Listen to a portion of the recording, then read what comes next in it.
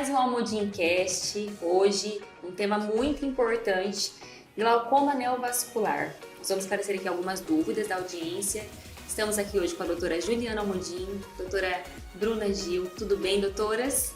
Tudo ótimo, prazer, mais um bate-papo, Mariana. Isso aí. Oi, tudo bem? Prazer, muito feliz de estar aqui de novo. Então vamos falar hoje sobre um tema muito importante. O que é glaucoma neovascular, doutora Juliana? Glaucoma neovascular é um glaucoma secundário, na verdade, onde várias causas comprometem a drenagem do humor aquoso no olho, que é o líquido que causa o aumento da pressão nos nossos olhos, e com isso a gente tem um aumento da pressão dos olhos. Esse aumento acaba danificando as células do nervo óptico, que é o nervo que a gente tem no fundo do olho e que leva a nossa visão até o cérebro, e vai causando uma perda progressiva, gradativa da visão, geralmente assintomática, porém em alguns casos, quando a pressão é muito alta, acabam tendo sintomas, e a gente vai perdendo a visão de fora para dentro. E nesses casos, a gente tem um aumento da pressão muito grande, acaba tendo uma perda da visão muito rápida também, e que pode levar à cegueira. Uau.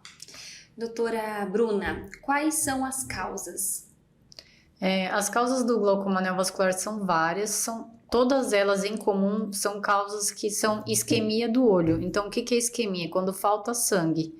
Então, todas as doenças que causam essa isquemia podem levar ao glaucoma neovascular. As mais comuns que a gente conhece é o diabetes. Então, diabetes muito avançado lá no fundo do olho pode levar ao glaucoma neovascular. Algumas outras causas são tromboses que acontecem no fundo do olho, é um vasinho que entope, que a gente chama de trombose, acaba faltando sangue. E tem algumas causas até mais raras, que são causas, por exemplo, pós-inflamatórias, pós-infecciosas, que podem ter também esse fator da isquemia, que falta o sangue. O olho, para se defender, produz alguns vasos que são anormais, e esses vasos anormais causam essa dificuldade de escoamento e aumento da pressão, como a doutora Juliana estava falando.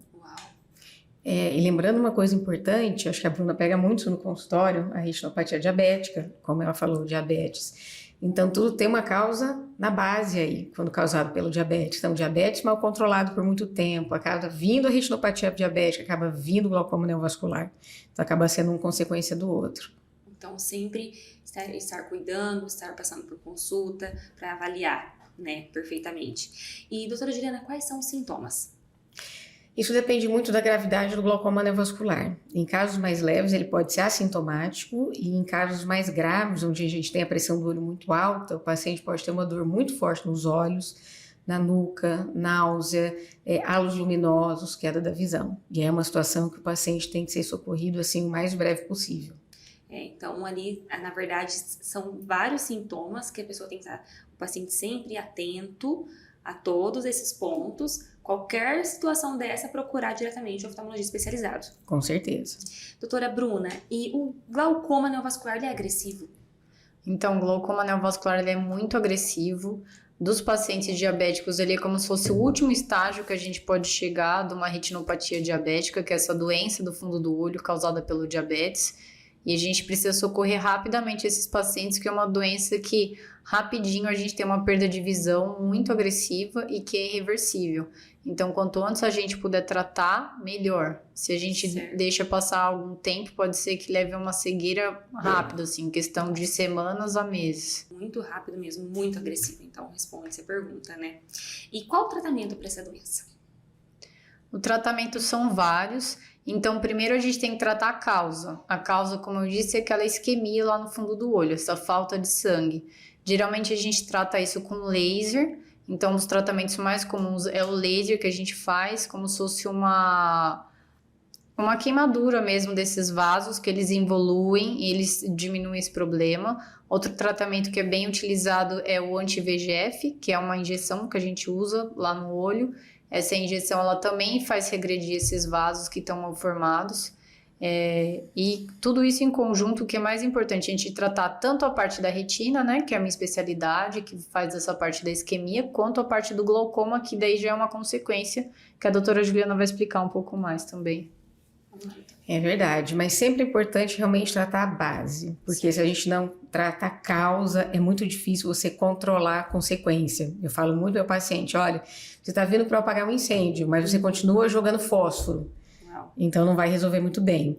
A partir do momento que esse paciente desenvolve um glaucoma neovascular, ele tem várias formas de tratamento para controle, que vão desde colírio a cirurgias. Mas o que a gente vê mais comumente acaba realmente finalizando com cirurgia para glaucoma.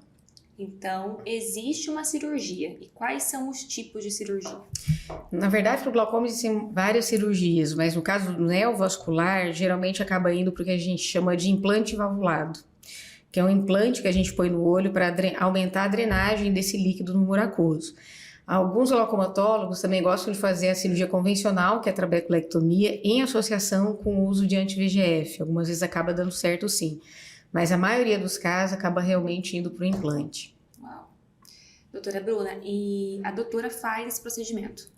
Isso, geralmente a gente faz, então quando a gente tem um glaucoma neovascular, a gente tem que tratar as duas coisas, né? Como eu estava dizendo, a retina e o glaucoma. Tudo vai depender aonde está mais alterado, onde tem mais consequência dessa doença para a gente poder tratar. Então, o que a gente faz geralmente, algumas vezes, uma cirurgia que é uma cirurgia combinada. Faz uma cirurgia da retina, que eu já consigo fazer o laser e tratar esses vasos que estão mal formados, e uma cirurgia de glaucoma junto, e daí a gente faz então em conjunto aí a retina e o glaucoma. Que legal. E tudo isso, todos esses procedimentos, vocês oferecem aqui na estrutura do Hospital Modim, em conjunto. Vocês atendem o paciente, estudam o caso, avaliam e vê qual vai ser o melhor procedimento para cada paciente. Sim, acaba sendo uma abordagem multidisciplinar. Legal, parabéns. E falando agora assim de prevenção, existe uma prevenção? O mais importante para o glaucoma neovascular é a gente tratar a doença de base, né? Como a gente já frisou aqui várias vezes. Então, o paciente diabético, ele precisa fazer um acompanhamento regular a cada 6 meses, no máximo a cada ano, para a gente já tratar essa doença antes que ela comece, ou logo nas primeiras etapas. Quanto antes a gente começar um tratamento, melhor vai ser o resultado a longo prazo. Então, o melhor jeito de prevenir é controlar as doenças de base, então controlar a diabetes, controlar colesterol, controlar a pressão, todas essas doenças que causam alterações dos vasos. Muito bem. E fazer um acompanhamento com um oftalmologista de rotina, né? Sempre o paciente diabético a gente orienta, mesmo que não tenha sintoma, venha para consulta e faça o seu check-up. E existe, nós sabemos que dentro da oftalmologia existe várias especialidades. Acho que isso a audiência ainda não tem esse conhecimento, a maior parte das pessoas, né? E nesse caso, um paciente diabético ou que tem ali um histórico de colesterol, é importante que ele procure a especialidade, né, um médico especialista nessa doença, correto? Porque de repente vai algum oftalmologista que não tem essa especialidade, ele faz esses exames também, doutora? O ideal, o paciente diabético, ele pode desenvolver essa retinopatia diabética, né? O ideal é passar realmente para o especialista em retina. A gente fala que pelo menos a cada 6 meses é o ideal para estar avaliando a retina. Isso acho que é algo muito útil para a audiência, né? Uma informação muito necessária. E falando agora do procedimento, a taxa de sucesso é alta? A taxa de sucesso ela vai depender muito do estágio que o paciente chegou, né? Então, se é um paciente que ele já chega com uma dor muito grande, que já tem algum tempo que está evoluindo essa doença, a taxa de sucesso nossa é um pouco menor. Mas a gente sempre vai interferir para poder melhorar o máximo que a gente puder. Então, o ideal sempre é assim, começou a doença e já procurar um tratamento. Quanto antes, vai ser melhor a visão a longo prazo. Muito bem. Doutora Juliana, e os riscos? Existem riscos associados a esse procedimento? Olha, toda cirurgia, na verdade, tem seus riscos, tanto da parte da retina quanto da parte do glaucoma. Não tem nenhum médico que vai chegar e falar assim, olha, o seu procedimento vai ser 100% de sucesso, não tem risco nenhum. E os riscos também vão variar de acordo com a gravidade da doença. Tudo que a gente começa a tratar mais cedo tem uma chance melhor de prognóstico. Então, é como a Bruna falou, o ideal é a prevenção, fazer os seus exames anualmente, manter a sua glicemia aí dentro do normal, fazer a consulta regularmente com o oftalmologista, porque a doença no início ela acaba não trazendo sintomas. E tudo que a gente pega mais cedo acaba sendo resolvido de uma forma mais fácil. Certo. E pós-procedimento, é necessário, é preciso consultar, continuar fazendo as consultas de rotinas com o oftalmologista? Com certeza, porque mesmo você tratando, você pode ainda ter um agravamento do quadro. Uau. Se você descuida e sua glicemia volta a subir, por exemplo, no caso da retinopatia diabética, volta tudo de novo. Muito bem. Então, sempre acompanhando.